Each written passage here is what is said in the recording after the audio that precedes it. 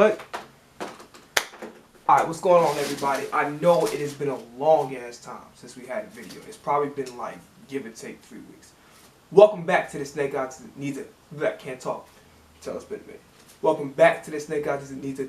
Oh my god, I'm fucking up already. Welcome back to the Snake Eyes Needs a Dollar channel. This is your boy Snake Eyes, alright? Before we get started with today's video, you gotta like, comment, subscribe before I kick all y'all asses. No, I spell you know I do already. Follow me on both my social medias. My Twitter's gonna be SnakeEyes_dollar. The dollar as a Dame Dollar.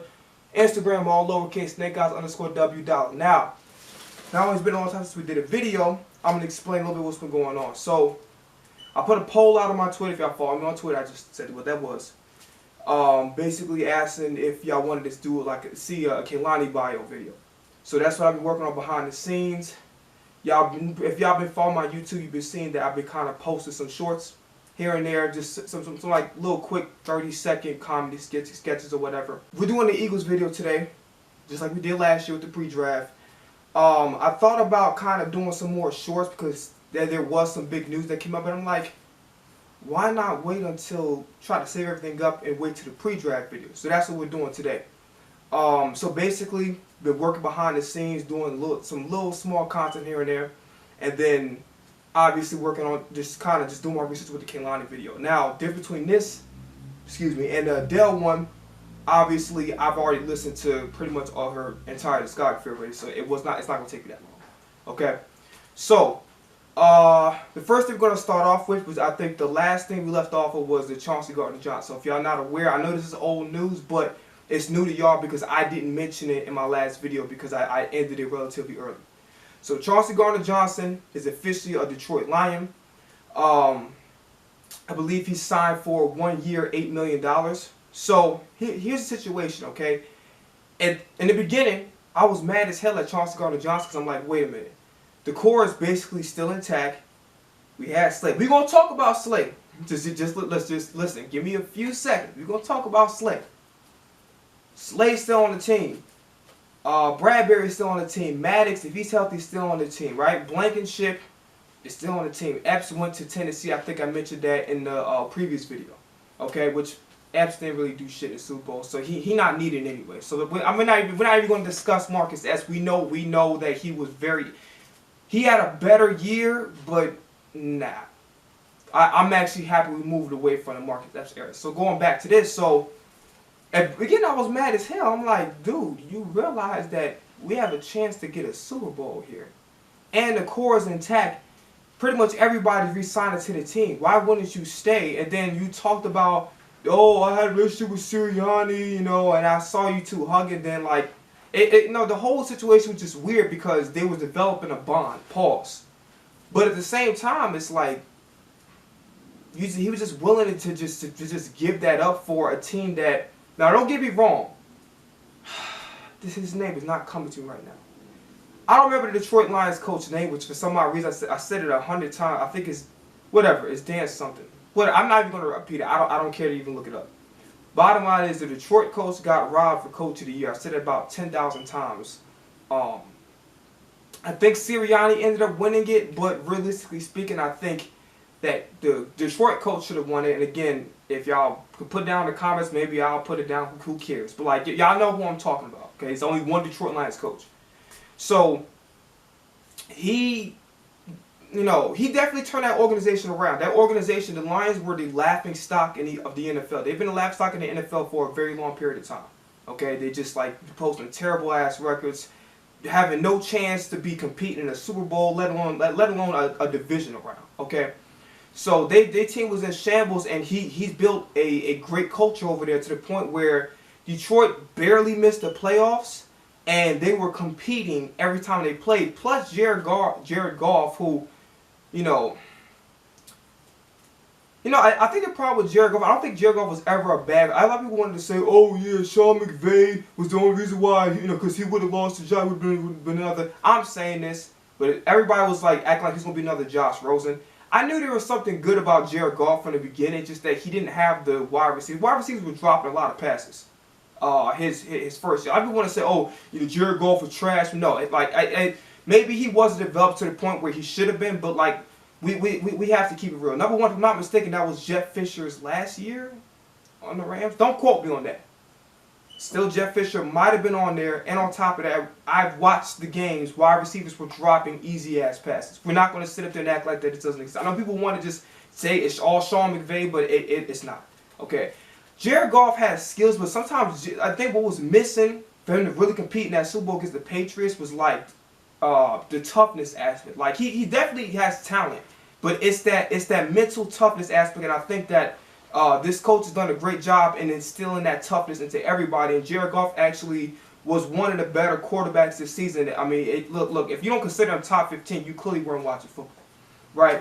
So, but Detroit is not even. Detroit got to make a playoff first.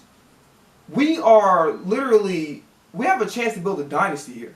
Yeah, we lost the Super Bowl, but we still have the core pieces. We still have the best offense in the NFC. So there's really no reason for, and of course Jared, you know, that's why I say Jared Hurts. Jalen Hurts been working his ass off in the offseason. I hear he's staying in the weight room facility all day, every day. So you got a quarterback that works his ass off. He plays hard. He can actually play. His hard work translated into results on the field. Why wouldn't you want to stay? Makes no sense to me. So then I started to get the details with the contract. Well, technically speaking, his unprofessional ass agency decided to put the news down. So Howie offered 3 years for $24 million. However, $17 million of that 24 was going to be put in year 3. So he roughly would have been making $3.5 million a year. So technically speaking, for his first 2 years, he would have been underpaid. I mentioned in my last video, Jesse basically got paid $16 million.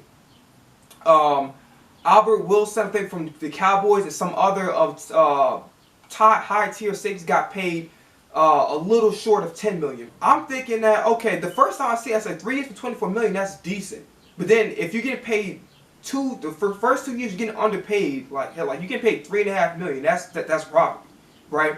So you get paid $3.5 million twice for 2 years. So you basically kind of playing for, you're not playing for free, but you're playing on a very cheap deal. And then we dumping the money on a third day, and that doesn't help him because he wants to get paid like a high tier safety. And whether or not Eagles fans want to talk shit, or all these other fans want to say because, oh, he left us. You know, I'm going to be honest with you. Eagles fans annoy the hell out of me sometimes because they'll end up talking shit about a player that clearly did not deserve to be talked down to. Like, they'll make up some stuff like what they did with Charles Scott, just like, oh, he's a locker room cancer.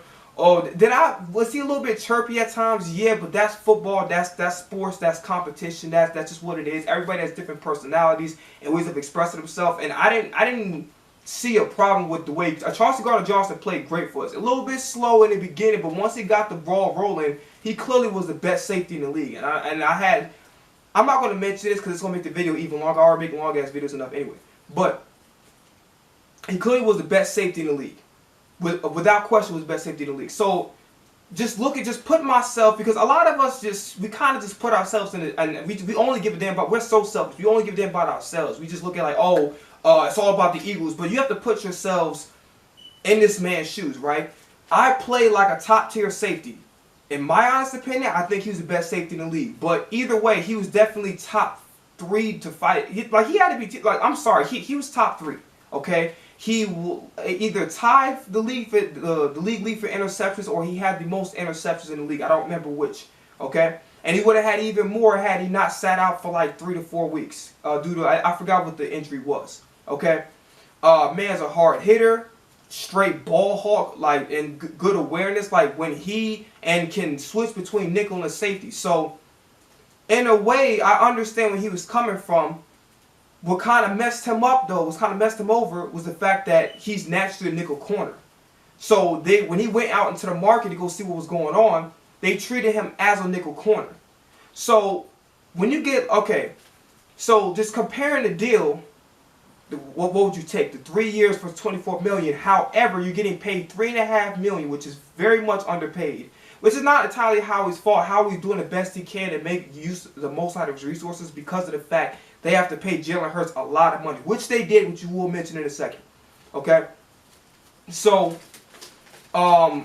resources is kind of strapped right now. So, but kind of going back into the mind of Charles Gardner-Johnson, I want a chance to prove that I could play safety. So it makes sense for me to take the 1 year, $8 million. That way, that's a proven year for me. So that way, after that year is done, I'm a free agent. Now they see my resume, like, okay, he has 2 years of playing safety at a high level. He's worth the penny. We're going to give him a bigger contract. So it actually was a smart move. A lot of Eagles fans have been saying it because they can't get over it. Like, one thing about some of us, we can't get over our bias. Like, but he clearly, the 1 year for $8 million was clearly the better deal than getting paid $3.5 million for 2 years in a row, and then having paid $17 million 3 years after. You're wasting your prime. You're wasting your years of your career. Whereas you need to get top dollar right now, especially because the safety market is not valued that high. Because I'm thinking in the beginning, I'm like, why the hell? I'm like, he had to at least offer him $10 million, but he didn't do that. He offered him three years for $24 million, but he wasn't going to get paid a bulk of that money until year 3, which would be basically been playing for very cheap. $3.5 million for 2 years, and the $17 million would be get paid for year 3. Okay. Here's what I didn't like though. Okay, there's 2 things. Number 1, I didn't like the rumors, the false ass rumors that y'all be spreading about. That clearly was not true. Okay, but one thing I didn't like about was how he handled the situation. Like, he was okay. Then he started taking some random ass jabs until he was about something hurts, don't it? Like, bro, like, listen, you made your decision. I understand why you made it. In the beginning, I'm like, man, this dude play. Because it's like, what kind of messed me over is that he kept playing games. Like, you either want to play for us or you don't. So that's what kind of like really just annoyed the crap out of me. Just seeing this dude archive stuff, unarchive stuff, you know, retweet other teams, the Bengals, and after a while it was just annoying. It's like, dude, you either want to play for us or you don't want to play for us. You just take it too long to make a decision at the end of the day. Then he said he got blackballed, which not really the case, bro. You took all day to make your decision. You took all damn day. Period. You should have had within the first week, because he really took like damn near 2 weeks. Within the first week, you should have had an idea of what your market value is. Like, hey, nobody's paying me $10 million. Okay, they paid Jesse Bates 16. That's clearly an anomaly. Nobody's paying me in double digits. So you either might as well take what the Eagles are giving you, which I understand why he didn't take it. I respect the decision. But also, don't take shots at the dude who was clearly the best quarterback in the league last year. That does not make any sense, right? Now, I understand you troll or whatever, but like, you know, you saying that, oh, it's no bad blood, but then you're kind of trolling and saying, oh, yeah, it hurts, don't it? Like, bro, like, don't get ahead of yourself. Nobody wanted to pay your ass in double digits, okay? So just slow your roll a little bit, because Jalen Hurts is going to get that contract for a reason. He's not no scrub. And then he had the nerve to say, and this is a rumor because I didn't see the exact quote, nor did I hear him say it in any of his press conferences. He said the Detroit roster is a little bit better than the Eagles. Like you can't be this damn serious. You really can't. Okay, we clearly have the best 2 wide receivers. We got 2 number 1s playing wide receiver, and 2 of those guys are top 5, top 10 wide receivers, not just in the conference, in the NFL. We got the 3rd best tight end in the league, only really under Kittle and Kelsey. Best offensive line in the league. In the discussion, we got like 2 or 3 possible Hall of Famers in there. Like, I know for a fact Lane Johnson and Kelsey are gonna be all-time greats when they retire. They're definitely gonna be Hall of Famers without question. If they don't, then like, you know, it's politics as usual. All right. So you had some great running backs behind you. You had a great, like, it's no excuses. And then that defense has some great leaders. You had guys, multiple guys in double-digit sacks. So you're not making sense whatsoever. You're really not.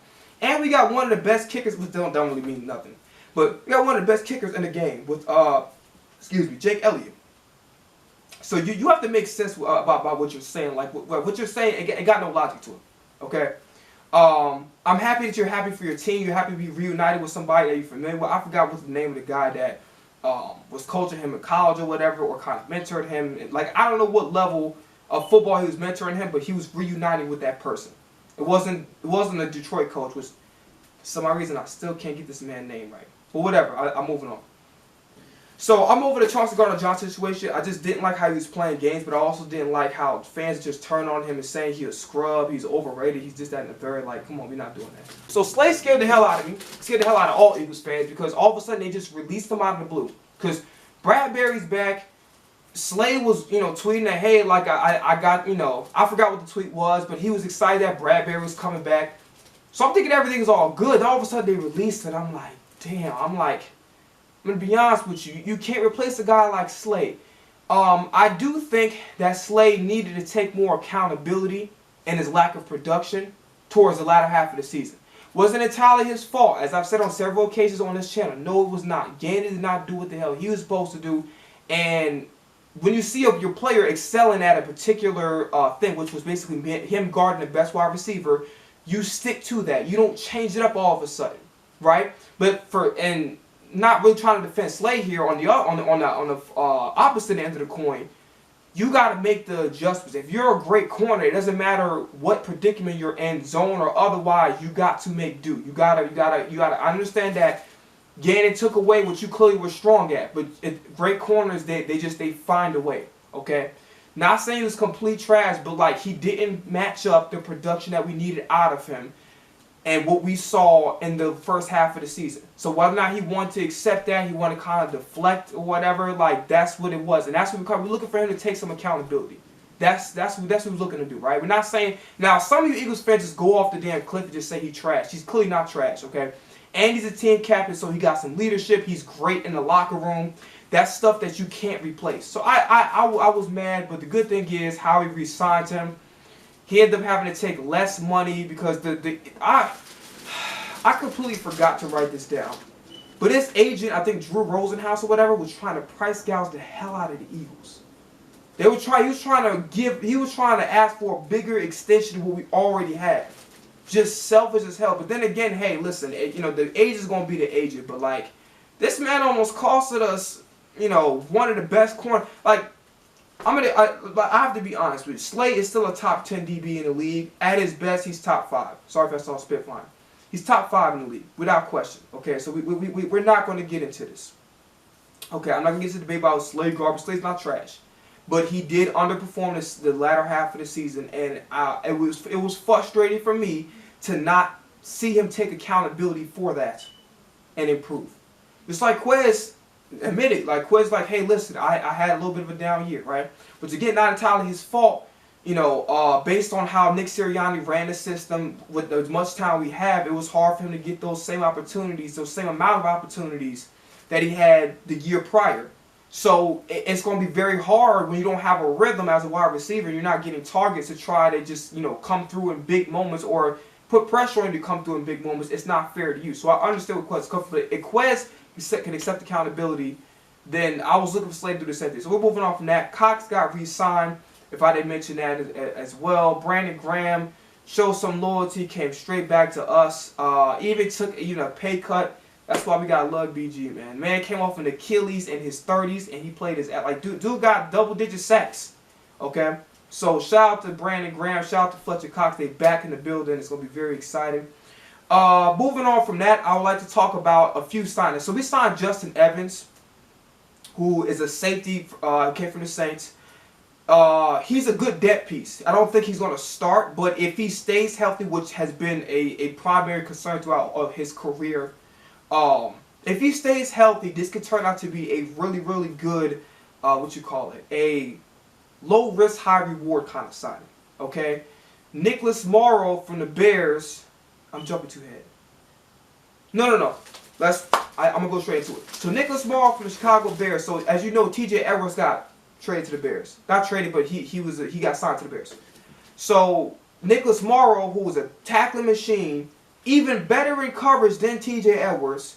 I think I had like 118 something tackles. This could be proved to be a really good signing, and I think will be a very good replacement for TJ Edwards' role, which was the tackling machine. And he's better at coverage than TJ Edwards, so that's also a plus. Plus, we know if you watch Georgia, you know Nakobe Dean can cover a tackle, and he showed flashes of some, you know, elite play. The very small glimpses that we were able to see out of Nakobe Dean. Okay, so moving on from that, I'm very happy about the Nicholas Morrow signing. That kind of made up for the Justin Evans signing a little bit. We signed Contavious Street. I hope I'm probably mispronouncing his name. I don't even care to like look at my paper to see what his name is. I'm probably saying it right, but maybe I'm saying it wrong. I don't care. I'm just going to say Street. So we signed Street, another player from the Saints, to a 1-year deal. Just a nice depth piece and a defensive tackle. Same thing with Evans. You know, productive, went on the field. but has injury problems, but a really good, nice depth. Not good enough to start, but a good depth piece of somebody that can really make an impact if he stays healthy. Okay? It's kind of like how Linval Joseph and I'm never going to say his nigga name right. I'm going to say Sue, because I can never say, I say the Dominic, but it's not his name. It's whatever. I'm going to say Sue. I can never get this dude's name right. So Sue and Linval Joseph, the same way they were rotational pieces. I cannot talk. Yeah. Oh yeah, we signed Marcus Mary ass Odom. Man, what? I'm telling you right now, I'm being straight up and honest with you. I would rather have had us go after Zach Wilson. And Zach Wilson is like the dude is like basically a draft bust at this point. I rather would have made it like a trade with them, like a mid-round pick, than to go get damn Marcus Mariota.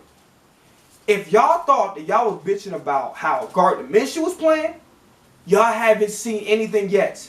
If y'all watch the Atlanta games and y'all watching, they literally ran the ball, I think, the most out of everybody in the NFL. And everybody was saying, why are they doing that? Well, if you watch Marcus Mariota drop back to pass and you watch the fourth quarter drives where they could have won games, you would understand why. Okay? I thought he was okay in Tennessee. When he got to Atlanta, I think the dude forgot how to be a starting quarterback. I'm telling you right now, y'all think it's a good signing because of the RPO thing, which I'm hoping that Brian Johnson advanced the offense a little bit more complex than what Steichen did a great job, but like I would have loved to see more single backs, more passing plays under center, particularly more single back passing plays, right? Some more play action rather than just you know, heavily relying on RPOs. But yeah, right, y'all thought y'all was complaining about Minshew, y'all haven't seen nothing yet. When I tell y'all, y'all just better hope that Jalen Hurts doesn't get hurt. That sounded weird because they said Hurts, whatever. But y'all better hope, because I'm telling you right now, y'all are going to be kicking and swearing at y'all TVs when y'all see this man play quarterback for the Eagles. The good thing is you ain't got to see this dude for like 2 preseason games. So y'all are lucky, okay? So you better hope that Jalen Hurts doesn't have an injury like last year. He plays all 16 games. If not, he'll just sit out because we have like the first round bye again like last year, which is gonna be harder because we have a tougher schedule, okay? So, but yeah, y'all in for something, and I'm not going to guarantee that it's going to be good. All right, so just moving on from that. Ugh. So I want to quickly mention Matt Patricia because it's on my mind now. I don't want to forget. So we hired, I think, a linebacker coach that used to coach at Temple or whatever. We was going to hire Matt Patricia, but you already know how slay Matt Patricia is. They don't get along.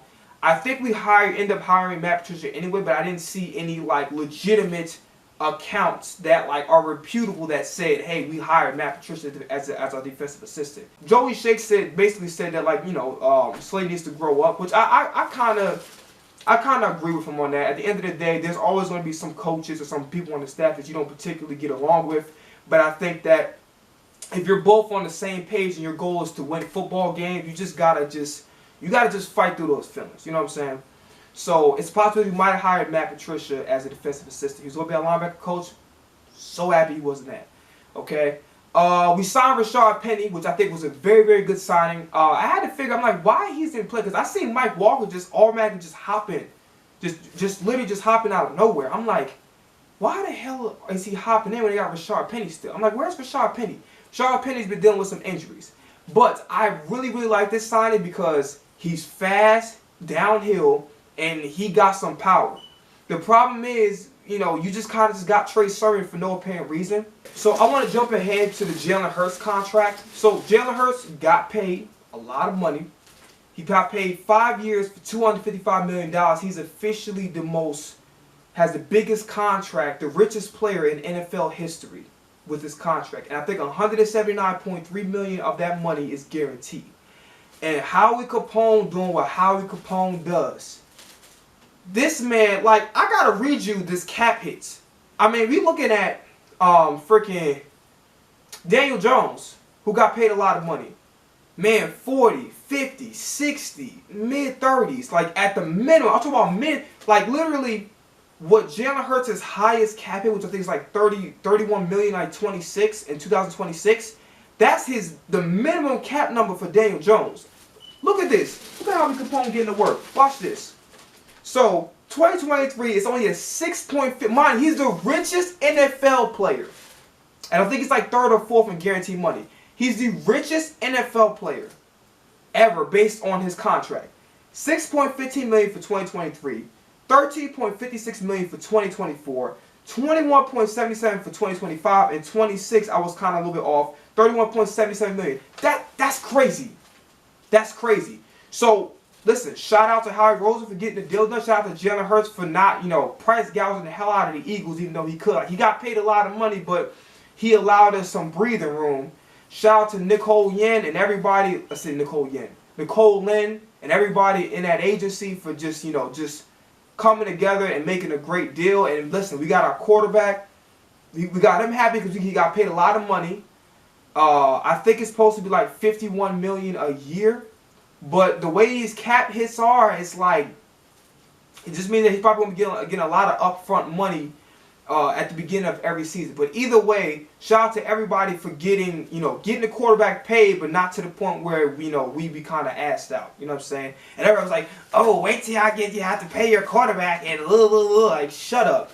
Now all y'all has to look stupid as hell because literally the cap hits is unreal. I mean, literally, like, when they was discussing the contract, Howie must have been pointing a gun at Jalen Hurts' head and just making him take these low cap hits because it's crazy. It's crazy how this man got paid a lot of money, but it's not going to put a big hamper on the team. I don't know if that word even makes any sense. Anyway, moving on from that. I skipped over. So Terrell Edmonds, a guy that can be a safety from the Eagles. He's on the Eagles now. Came from the Pittsburgh Steelers. Got him on a one-year deal. Very good signing. I'm not confident in his ability in the coverage, but he'll be really good on safety blitzes, which I'm assuming that's why they got him. Really good tackler. Decent as far as, breaking up passes, but not a guy that's a ball hawk, kind of like, not a ball hawk like Chauncey Gardner-Johnson, but not too bad of a replacement. Honestly, like I thought it's going to be a sneaky good signing. Greedy Williams got signed as well to a one-year deal. A guy that he's productive when he's on the field, but the problem is again, injuries plagued him, so he's rarely ever going to be on the field. Okay, so kind of fast forward a little bit. Lane Johnson and Jordan Mailata got extended. Whether it's to both of those guys are just going to. Lane Johnson is a legend. Man played his ass off with a groin injury the whole playoffs, and not only did he play, he actually played great. He didn't just was out there. This man made an impact with the groin injury. Shout out to Lane Johnson for doing what he does. Shout out to Jordan Mailata for getting that extension. Both of those guys deserve that. I want to say this guy's name right. Oh yeah, really quickly, I am so happy that we did not get Ezekiel Elliott. If y'all watch the short, listen, hell no. Absolutely not. There's a reason why Tony Pollard replaced him. Okay? Now listen. All bias aside as an Eagles fan, I understand why Ezekiel Elliott kind of fell off because they didn't run with him enough. I think one of the problems when I watched the Cowboys that they didn't run the ball with him enough. It was just really way too pass happy. And they've been wanting to be a pass happy offense for the longest. So Pollard just came and just took the spot, and I think that, all bias aside, the Cowboys should be good with that, with Pollard being the starting running back. So I'm happy we didn't get Ezekiel Elliott. Very happy we didn't get Ezekiel Elliott. Hell no.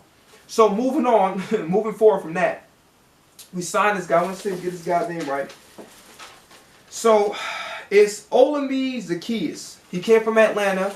Real, I think like 6'4", 195. No, he's 5'8", 195. Don't quote me on that. It's around those measurables, okay? Signed him to a one-year deal. Just year after year after year. I think if I'm not mistaken, he got undrafted, made the roster, and year after year, he just keeps on improving his game. He had a 500-yard year last year with Marcus Mariota quarterbacking, by the way. Which, again, it's like, okay, that's trash. But if you think about it, he's improving. And I think it was like about a 200-ish yard jump from the year prior to that. And mind you, The Atlanta Falcons ran the ball more than any other team in the NFL. You also got to put into consideration that Marcus Mariota is trash. So you got a quarterback who not really capable of throwing the ball that good. And then you got a team that's running the ball heavy. As a result of that, you know, I think that 500 yards is solid. Okay, I know some other starting wide receivers are getting roughly about the same amount. The ones that are not quite elite. Okay, so sneaky good signing.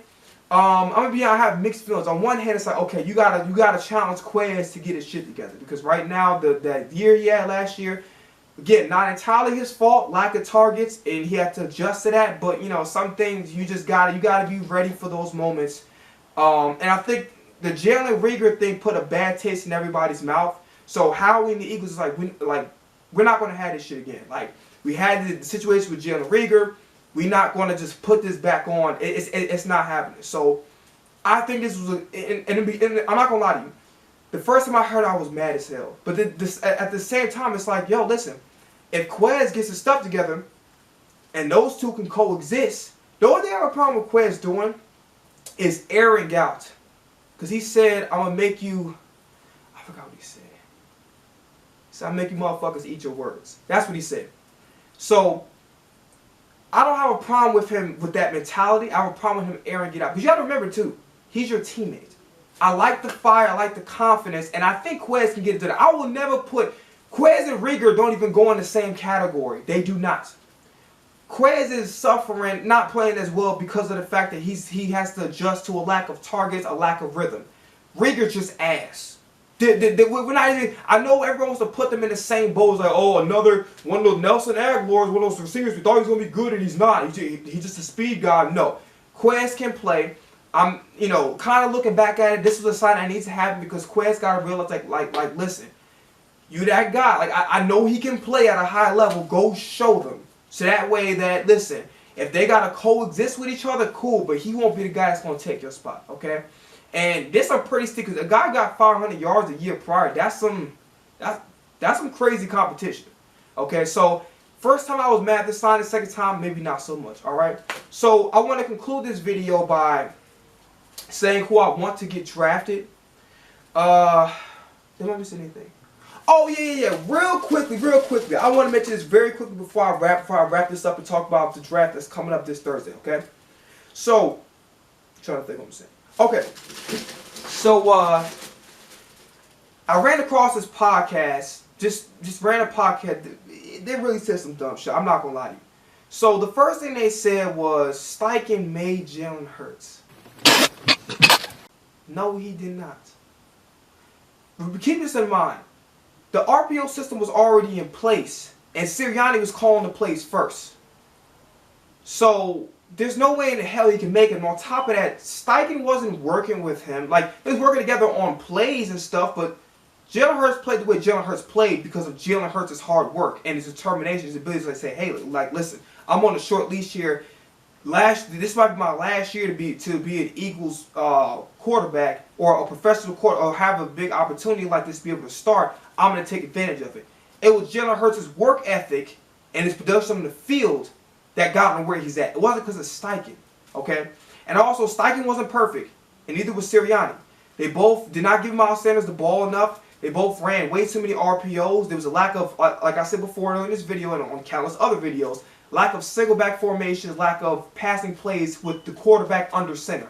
Okay, it was too many shotgun plays putting stress on the offensive lineman to have to block for long periods of time. So don't we're that's just a dumbass argument. Then nothing he said just made no sense. It made absolutely no freaking sense at all. This man literally said that everybody, I don't know, Brady took less money. Why isn't everybody doing the same? You cannot tell grown-ass people who got families to feed that they have to take less money because another man who happens to be the best quarterback in the sport happens to take it. You can't tell another man to go follow what another man does. That's weird as hell. That's just like, that's dick riding. I'm sorry, that's just weird. You make your decision based on what you feel is right. So if you decide, hey, I want all my money on some Lamar Jackson, like I want all my money, then you're entitled to that because you earned it. That's your value. Well, maybe it's not your value, but that's what you feel like that's what you feel like your value entails. Fine, cool. On the other end of the spectrum, though, if you decide, listen, I want to get paid, but I don't want to put my team in a hole where they can't go make moves to help win the Super Bowl. That's cool too. But you can't tell another grown-ass man to go follow what another grown-ass man is doing. That's just weird. It doesn't even make any sense. I always wanted to address that. I don't know how you go to comment on that. That was some really dumb shit. So moving forward, moving away from that. Conclude this video. Like I said, the draft is Thursday. I would like to see either Bijan Robinson. Ooh, I just remember. Okay, so AJ Brown's trying to fuck it up. This man literally thinks, do you realize, bro, the GM got fired because they gave you up for pennies? Do you not realize that? Have you forgotten? It's all some type of beer. Bro, they literally got rid of their GM because they gave you away to us for practically nothing. Why in the hell would the Titans be stupid enough to repeat the same exact mistake they made the year prior? There's no logic in that. None whatsoever. This man literally thinks that how he's going to be able to, like, listen, Howie Capone is a gangster. Like we're not going to sit up here and, like, we're not going to sugarcoat nothing. This man just works like this best GM in football without question. And he been fleecing people, fleecing contracts and all that. How we get it done? But you cannot be expected the Titans to make literally the same dumbass mistake by giving us a running back who can still produce at a high level. The man had 1,500 yards with a banged up offensive line. Derrick Henry is still not even top 5. He's top 1, maybe 2, no more than 3. It's Saquon. It was Saquon last year. Jacobs was probably, you could argue, could replace either one. So like top 3 or 4. So it was Saquon Barkley, it was Derrick Henry, it was Josh Jacobs, and then Nick Chubb. Those are the 4 best running backs in the NFL. He's among them. There's no one that's going to just give him to us when he still can produce. That's just stupidity. That's dumb. That makes no sense whatsoever. And on top of that, Bijan might be faster than Derrick Henry. And Bijan's a generational talent. You telling me that you're going to literally... And guess what? I got to tell you, this what really made me angry. So Howie was having a pre-draft interview with Bijan Robinson. He was like, listen, give me a reason why I should draft you. Pitch me on why I should draft you number 10. Man said, I'm not a running back, I'm a difference maker. When somebody says something like that, you don't mess up that opportunity or interfere with that opportunity to become a roadblock. Plus a guy that you don't have to pay a lot of money to. Yeah, I think Henry's on the last year of his contract. Yes, Derrick Henry is elite, but I'm sorry. Like, on top of that, Derrick Henry has injury problems, which is going to come with you being a power back and somebody who takes a lot of carries. And honestly, you can't have a running back that needs that amount of carries. It's just not a smart move because Derrick Henry needs north of about 25 carries a game in order for him to be truly effective. That's not going to work with this type of offense. This type of offense, Jalen Hurts can throw the ball. Jalen Hurts is a legitimate quarterback. I got to talk about the shit of that. See, you would think that people would literally be focusing on themselves after producing that shitty ass performance, just horrible. I'm talking about the Cowboys could have beat the 49ers. You could have had them in the NFC Championship. All Dak Prescott had to do was not turn the ball over.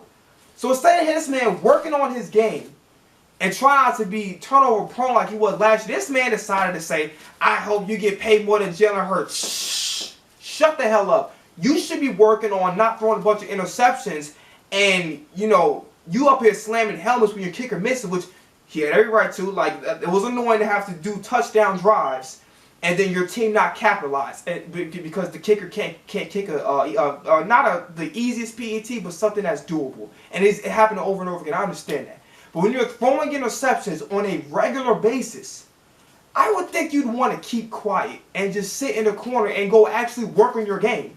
Matter of fact, since you want to mention Jalen Hurts so much, why don't you take a page out of his book and start working on your game and shut them lips. I don't want to hear that. I don't want to hear anything Dak Prescott has to say. I don't want to hear nothing. Okay? At this point in time, Lamar Jackson is a better quarterback than Dak Prescott. Okay? And traditionally, Dak Prescott is a better passer. But if we talk about last year alone, Lamar Jackson is superior. Is a superior quarterback to Dak Prescott. So I don't know why he needs to mention. Also, don't mention anybody who is somebody you should be looking up to. Okay? Don't do that. So we're moving on from that. I want to wrap up this video by saying that I'm hoping that Jalen Carter or Bijan Robinson is an Eagle. It's going to be very interesting and very nervous because the last time I was very upset that we chose Jordan Davis over Trent McDuffie. But now looking at it, imagine if we didn't draft Jordan Davis, we'd be even an even bigger deficit at defensive tackle. So really, in my honest opinion, defensive tackle is a bigger need because realistically speaking, Nick Sirianni said in the press conference he wants to use Trey Sermon more. And he liked what he saw. So if that's the case, then you drafting Bijan wouldn't really make sense. But either Bijan or Carter got to be in the Eagles uniform. I'm sorry. Okay? And then I'm not worried too much. I'm a little concerned about, you know, the Jalen Carter rumors and about, you know, maybe having character issues, which I take for a grain of salt. I just consider them as, okay, maybe this is a little red flags here and there, just to watch out for. But I think it's a lot of great leaders on our team. You got Brandon Graham, you got Fletcher Cox, you got Jordan Davis, who they were playing together. So it's a great support system. You know, they do a really good job of making it a very player-friendly environment. I think Jalen Carter will be okay. I'm wishing for the best for the guy. So really, either of those two. I don't want to see no damn Paris Johnson or that dude from Northwestern who I don't remember his name. I don't want to see no Luke Van Ness. And I know he can switch between DE and DT, but it'd be very disappointed if that's who they choose at number 10, considering all the talent that they have available that can move up or down with. Okay, so that's it for this video. All right. Brother got big dreams, but I have a big bank account. Can't even freaking talk. Make sure y'all donate at the GoFundMe link down in the description. Loot Activity Jumbotron shit popping is out. The remix. Go stream that if y'all haven't. Stream Lost Calls in the one. I got them remastered. They back on streaming platforms. And that's all I got to say, alright? More content coming out. Kehlani Bio will be coming out next week, so I have to film for that. And then I'm going to have a couple other videos after this. And then I forgot. I'm going to make the post draft very short. So I'll actually record that on the phone. Just put that out real quick because I'm not going to have enough time because I got too much stuff going on. So the post draft will be out, but it'll be a very short, no more than 3-minute video. All right? I'm out of here. Peace. Bye. We can do whatever. Tell me what's your pleasure. You know ain't no measure. Legs out like a stretcher. Ooh, I'm trying to get behind it. Sucker for love, she blinding. Nigga like me, where you gon' find it? Autograph the boobs, I signed it. Ain't no use complaining. You